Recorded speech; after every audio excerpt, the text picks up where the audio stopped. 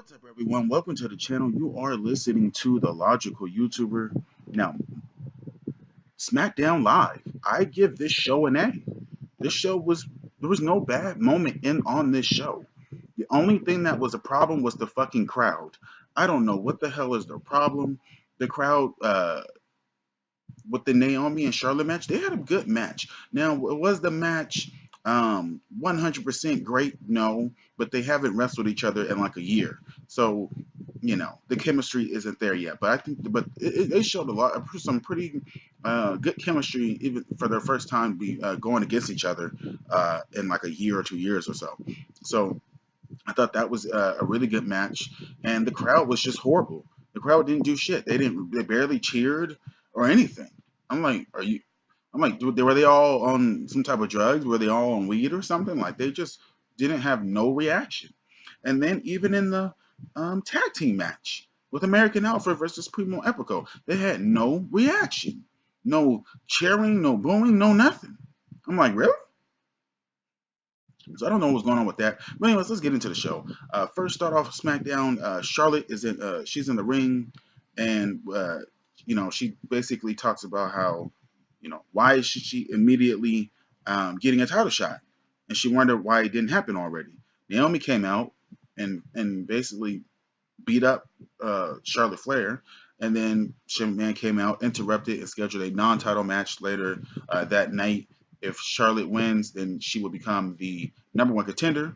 And the rest of the women's in the locker room, Natalia, Tamina, Carmella, and she was with Ellsworth, and they were upset that that Charlotte just got a championship opportunity, or number one contendership opportunity. Now, one thing I have noticed, and I don't know if you guys did or did not notice it, but Becky Lynch, where is she? Is she hurt or whatever? If you guys do know, let me know in the comment section because we didn't see her on SmackDown Live, but she was there last week. So I'm wondering, what did she have something important to do? Like what happened to where she wasn't on SmackDown, or they just not want to show her there? I don't know. It just seems kind of weird. Um, Now, obviously, Charlotte got some solid heel heat from the fans by demanding the title opportunity, and that's exactly what she should do since she's obviously the number one top heel on that show now. Now, moving on, WWE Championship number one contenders match. Jinder Mahal defeats Sami Zayn. He pinned him. He beat Dolph Ziggler, Mojo Rawley, Luke Harper, and Eric Rowan. Now, I will admit, I had three different people winning this match. I didn't know who was going to win it. I thought either Sami Zayn would win, Luke Harper, and Jinder Mahal. I kind of thought that Mojo Rawley could have won because of the push they've been kind of giving him, but then that would have been kind of idiotic. But I knew that either Luke Harper or Sami Zayn would, will end up winning. I was kind of a little bit surprised. I thought Jinder could win because he's a heel, but I just didn't think they would actually pull the trigger on him being the number one contender for a WWE championship. I didn't think that was going to happen. I knew Ziggler wasn't going to win because he's going to be in a feud with Nakamura. So that was just kind of told itself. So, after that WWE Championship number one contenders match between the six of those guys, some, I don't know who they were, but some two guys came out and they grabbed Sami Zayn's legs and stopped him from doing his haluva kick, and Jinder Mahal ended up winning. So yeah, the crowd was obviously booing him, and yeah, this was Jinder Mahal. I'll tell you this though, he cut a good freaking promo after he won. After the match, Tom Phillips referred to the two men as the Bollywood Boys, the guys that helped Jinder Mahal. Now, Mahal cut a promo, and I think it was pretty good. He said the crowd was booing him because he was not a stereotypical All American. His family is wealthy, he's highly educated, and speaks two languages. The fact is, you Americans don't accept diversity. You will have no choice to accept Jinder Mahal as your next WWE World Champion. This was a great promo. Obviously, he's going to get heat just because I don't know if he's in real life. I don't know what I don't know if he's Muslim or I don't know what the heck he is. But overall, I think he did. I think he did great. I think it was a great promo. I think it was a great way to stick it to the crowd. And at the end of the day, it's really true. That's the only reason why he's getting heat. He's not getting heat for anything else. If he was, yeah, that's the only reason why. Um, he seemed like a pretty good worker though in the ring. Now, Orton's music hit, and he promised Mahal that he would have no chance at the title, but he would instead be given a gift of an RKO. Mahal was just standing there and staring down, and then Orton ended up going on to Bray Wyatt, talking about how he doesn't know what a House of Horrors match is, and he called out Bray Wyatt. Bray Wyatt responded in a pretty cool vignette. Now, WWE, they talk about, oh, it's land opportunity and stuff, and are they backing it up? But I will say this. I think that the reason why Jinder Mahal won, and this could not be the reason why, but I think that the reason why he did win was because of this Alberto Del Rio video. And after this video, I'll get back to the talking about the rest of the show.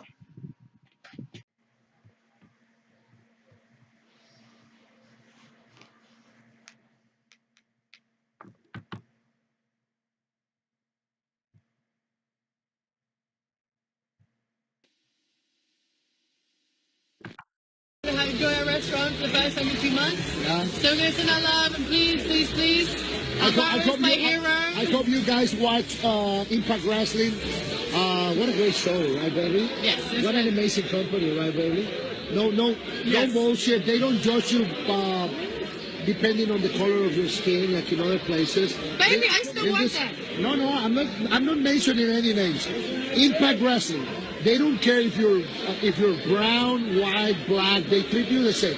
They don't care if you're from Mexico, America, China, Russia, or any other country. They treat you the same. They don't do that bullshit, that anti-bullying campaign, no hate campaign. You have to. Can I just say, oh, they call that perros. You have to preach, Perroscope. I love it. You have to preach with example, Stanford. If Okay. you're gonna be running an anti-bullying campaign, you have to stop bullying people. If you're gonna be running a no-hate campaign, you need to stop doing what you're doing and judging people by the color of their skin. Now, I think that's the reason why WWE pulled the trigger on Jinder Mahal winning because of Alberto Del Rio going in on WWE. I don't know if that's necessarily true or not, but it could be a reason why. I doubt it, but it could be a reason why. Now, uh, promos for the New Day and Shinsuke Nakamura. The New Day is still coming soon with that package there. They're not. There's been a report they're not going to show up until Kofi Kingston is back healthy, and it just makes sense. It makes no sense to just have both of them out there and then bringing them like uh, a blow up doll or whatever. Makes no sense. Now let's move on. Charlotte Flair defeats Naomi via pinfall. She did a natural selection. This was a great match. This was really good, especially considering these two have never been in the ring. It was really, really good match. Uh, you know, Naomi's going for the rear view, and and Flair dodged it. That was pretty cool. Pretty cool. Like as she did her homework or whatever. I think overall it was a great match. Yeah, I don't. I see them. Having a good. I hope that Naomi does not lose the championship. It would really piss me off and make no fucking sense.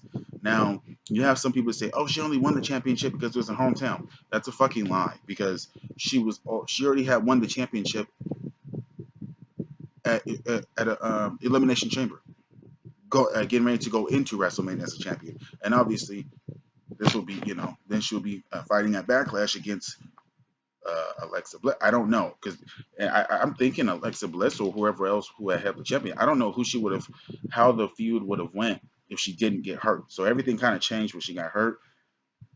If WWE has her lose this SmackDown match and then lose her title the next night on SmackDown, that I just don't know what to fucking say. It just would make no sense. I mean, Charlotte has won. I know that WWE wants to give her, she's the SmackDown's Women's Champion. She was a Raw Women's Champion, NXT Champion. I know they want to brag about that, but like they really need to let Naomi win because you need another top woman. Like Natalia's good, but Naomi, Charlotte, Becky, they're like the future of the women's division, especially on SmackDown. So it just makes no sense for her to lose. I think you build her up and keep having a few people, and then later down the line, like maybe in another 2 or 3 months, then you have her lose. But you don't just have her lose like that. It just makes no sense. But knowing WWE logic, she will end up losing. Now, going on to the next one, you have Primo and Epico versus American Alpha. Yeah, Primo Epico won. I think did a roll up for a surprise victory. I think that yeah, the fan, like I said before, the fans were garbage. They didn't do anything.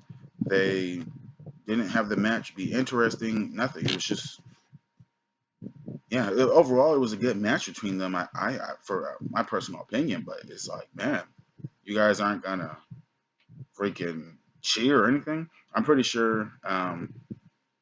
I don't know who's gonna be facing the Usos at Backlash though, because they already beat the American Alpha, and so and the Usos are heels. So are you gonna have another group of heels go against an? Is it gonna be a heel versus heel tag team match? 'Cause that's the only only faces they have on SmackDown as a tag team are the American Alpha. So we'll see what goes on with that. Lana had a promo. I'm guessing she's gonna be like a dancer or whatever. I think they've been saying that they're gonna break up Rusev and Lana. Now, United States Championship. Kevin Owens defeats uh, United States Champion. Kevin Owens defeats Gary Gandy. This was a Face of American Open challenge. It was just I don't even want to talk about the match. We all know Kevin Owens won pop up power bomb. End of discussion. AJ Styles was Baron Corbin. Early in the night, Corbin criticized Styles as the illegitimate number one contender. Basically, this match ended with Baron Corbin losing by countout. Now, I think that WWE is gonna. I think WWE is gonna add this as a triple threat match for the United States Championship. I think that AJ. I think for me personally, I think that AJ Styles and Baron Corbin will feud kind of over the next few weeks leading up to Backlash, and I think some way or another, I think they'll maybe let Baron Corbin beat AJ Styles or something, so he can kind of get put into this United States Championship match because I just don't see AJ Styles winning the United States Championship. I see him moving on, losing, and then moving on to go to the World Heavyweight Championship. So I don't know. We just got to see what happens in the next few weeks. But that's it for the review. Thank you guys for listening. Hit that like button, comment down, and subscribe. And let me know, do you guys like this way of me doing my reviews? I have two different ways. You can check my other videos I have for that. I do GIFs, and I think they're pretty cool videos. But let me know what you guys think. Yeah, and I'll take that feedback. Thank you guys so much. Have a great day. Peace.